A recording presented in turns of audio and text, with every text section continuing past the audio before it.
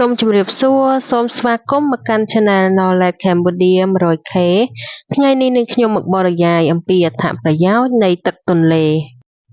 ជាការពិតណាស់ខាងក្រោមនេះគឺជាការរាយការណ៍លម្អិតអំពីអត្ថប្រយោជន៍នៃទន្លេ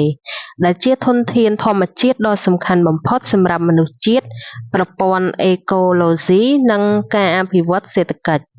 អត្ថប្រយោជន៍សំខាន់ៗនៃទន្លេ 1. ផ្នែកសេដ្ឋកិច្ចការផ្គត់ផ្គង់ទឹក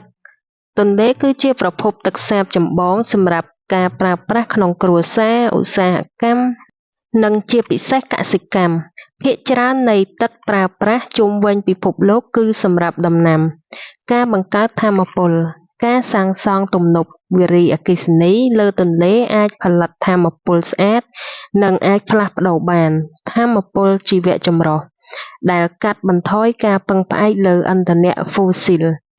ការដឹកជញ្ជូននិងដំណើរកម្សាន្តតាំងពីសម័យបុរាណមកទន្លេធ្លាប់ជាច្រកដឹកជញ្ជូនដ៏សំខាន់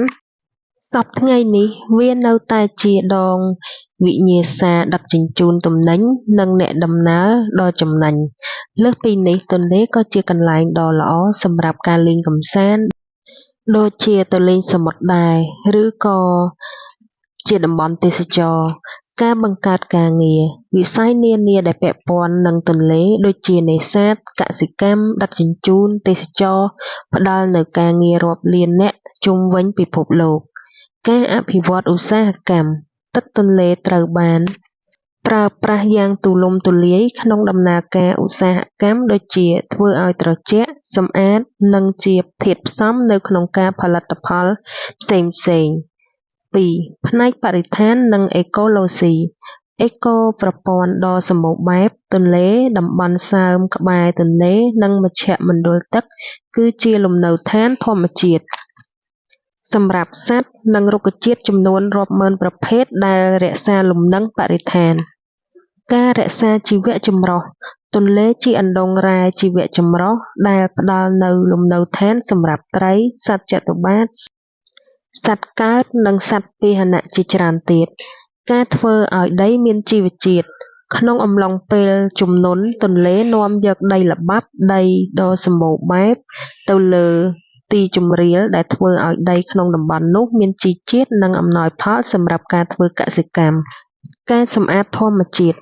ដំណាំនិងប្រព័ន្ធបរិស្ថានក្បែរទន្លេអាចជួយត្រួតពិនិត្យគុណភាពទឹកដោយចម្រោះប្រឡាក់និងសារធាតុគីមី 3. ផ្នែកសង្គមនិងវប្បធម៌ប្រភពចំណីអាហារទន្លេផ្ដល់នូវប្រភពអាហារដ៏សំខាន់ជាពិសេសត្រីដែលជាប្រភពប្រូតេអ៊ីនចម្បងសម្រាប់ប្រជាជនរាប់លាននាក់មូលដ្ឋានអរិយធម៌ដ៏ធំជាច្រើនក្នុងប្រវត្តិសាស្ត្រដូចជាអរិយធម៌មេសូប៉ូតាមីអេស៊ីបអាណាចក្រខ្មែរបានចាប់ផ្ដើមនឹងរីកចម្រើននៅតាមបណ្ដោយទន្លេដ៏ធំដោយសារតែដីដែលមានជីជាតិនិងប្រភពទឹកដែលមានស្ថិរភាពតម្លៃវប្បធម៌និងសាសនាទន្លេជាច្រើនត្រូវបានគេចាត់ទុកថាបរិសុទ្ធនិងមានសារៈសំខាន់ខាងវប្បធម៌និងសាសនាដែលជាកន្លែងសម្រាប់ធ្វើពិធីបុណ្យនិងជានិមិត្តសញ្ញានៃអត្តសញ្ញាណជាតិការកម្សាន្តទន្លេផ្ដល់នូវកន្លែងសម្រាប់សកម្មភាពកម្សាន្តផ្សេងៗដូចជាហែលទឹកលេងឧកកម្សាន្តនេសាទកម្សាន្តនិងទស្សនាតំបន់ធម្មជាតិស្រស់បំព្រង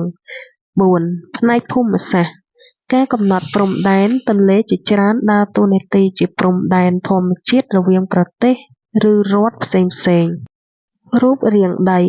ដោយសារការហូររបស់វាក្នុងរយៈពេលរាប់លានឆ្នាំទន្លេបានចម្លងជ្រលងភ្នំបង្កើតជ្រលងភ្នំនិងបង្កើតដីរាប់សម្បូរដែលប៉ះពាល់យ៉ាងខ្លាំងដល់រូបរាងដីនៃតំបន់បញ្ហាប្រឈមនិងការគ្រប់គ្រងប្រកបដោយចីរភាពទោះបីជាមានអត្ថប្រយោជន៍យ៉ាងច្រើនក៏ដោយទន្លេកំពុងប្រឈមមុខនឹងការគំរាមកំហែងធំដែលបណ្ដាលមកពីសកម្មភាពរបស់មនុស្សការបំពុលទឹកការចាក់ទឹកស្អុយសារធាតុគីមីកសិកម្មនិងកាកសំណល់ឧស្សាហកម្មការកាប់រុករកព្រៃឈើធ្វើឲ្យដីខ្សាច់និងបង្កើនបរិមាណដីល្បាប់ក្នុងទន្លេការការពារពីជំនន់និងគ្រោះរាំងស្ងួត ការសាងសង់ទំនប់និងប្រព័ន្ធគ្រប់គ្រងទឹកគឺចាំបាច់ ប៉ុន្តែត្រូវតែធ្វើឡើងដោយគិតគូរពីបរិស្ថាន ការប្រើប្រាស់លើសកម្លាំង ការដកទឹកច្រើនពេកសម្រាប់កសិកម្ម